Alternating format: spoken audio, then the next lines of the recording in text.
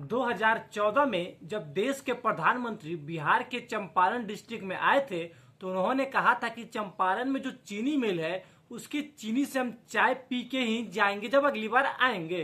मोतिहारी चीनी मिल से मोदी जी ने भाषण दिया 2014 में कि इस चीनी मिल को चालू कराकर इसके चीनी से चाय पिएंगे तभी वोट मांगने आएंगे।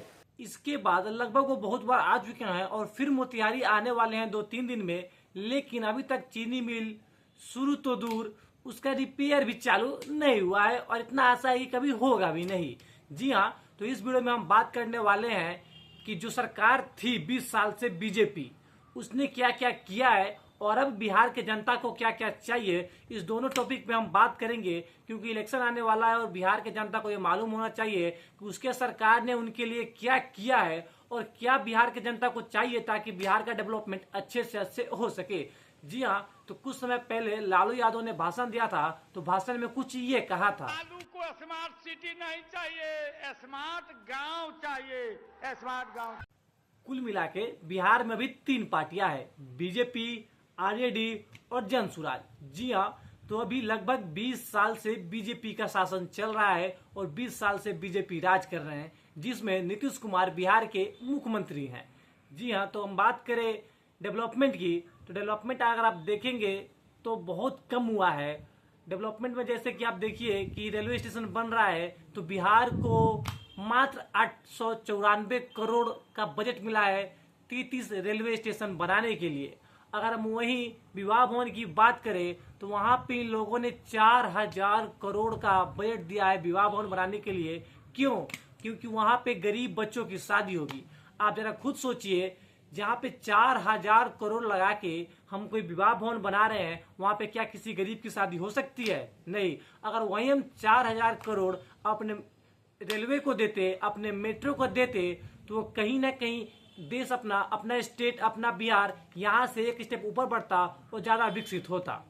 जी हाँ, तो अब हम बात करने वाले हैं घोषणा पत्र के बारे में। घोषणा पत्र क्या होता है? तो घोषणा पत्र ये होता है कि उसमें ये लोग बताते हैं कि हमने अपने शासन में जो 5 साल बिताए हैं उसमें क्या किया है और अगर हम जीत जाते हैं तो अगले 5 साल में क्या क्या करेंगे, इसकी पूरी लिस्ट उनके पास रहती है। तो बीजेपी के पास कुल मिला के अभी कुछ भी लिस्ट नहीं है, बस वो ये कहते हैं घुमा फिरा के कि हमने जंगल राज कम कर दिया।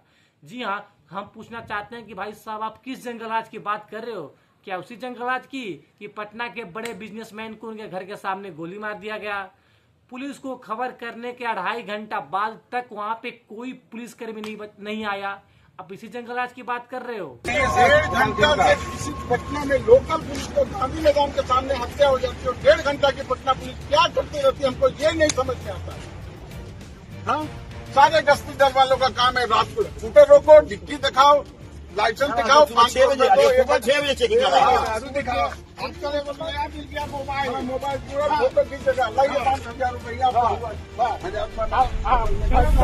दूसरा टॉपिक इनके पास क्या है? दूसरा टॉपिक है कि हमने पाकिस्तानियों को पहलगाम अटैक में घुस के मारा, ऑपरेशन सिंदूर के तहत। अरे 5 साल में 1-2 काम दिखाने से कुछ नहीं होता। बिहार के जनता को 10,000 12,000 रुपए कमाने के लिए अपने राज्य से बाहर न जाना पड़े, महिलाओं को 2500 रुपए महीने नहीं चाहिए, बाकी जनता को 5 किलो राशन मुफ्त में नहीं चाहिए। आप अच्छा रोजगार दे दो, यही बहुत है। हम अब बात करने वाले हैं अपनी लिस्ट की। मैंने अपने हिसाब से लिस्ट बनाया है कि बिहार के जनता को क्या चाहिए कि बिहार यहाँ से एक स्टेप ऊपर बढ़े और डेवलपमेंट हो। अगर आप चाहते हैं इसमें कुछ ऐड करना, आप हमें कमेंट कीजिएगा, हम ऐड करके नेक्स्ट वीडियो में लाएंगे। तो 5 नंबर पे हम सबसे पहले बात करेंगे रेल व्यवस्था की। रेल व्यवस्था इतना गंदा हो रखा है बिहार का। जी हाँ, आप बिहार से बाहर कहीं भी जाएंगे तो आप देखेंगे कि कोई भी ट्रेन आती है और जाती है तो वहां पे पुलिसकर्मी खड़े होते हैं कि लोगों को आराम से उतार सके और चढ़ा सके ताकि भगदड़ ना मचे और लोगों को दिक्कत ना हो। लेकिन अगर हम बिहार में कहीं भी रेलवे स्टेशन पे जाते हैं, जैसे मैंने खुद मुजफ्फरपुर और मोतिहारी जैसे रेलवे स्टेशन पे देखा है कि पुलिसकर्मी अपने कुर्सी पर बैठे रहते हैं, पब्लिक लड़ाई कर रहा है, मारा मारी कर रहा है कि हम उतरेंगे और हम चढ़ेंगे। इसमें सुधार किया जाए। इसके आगे बढ़ते हैं और बात करते हैं सरकारी अस्पतालों के लिए।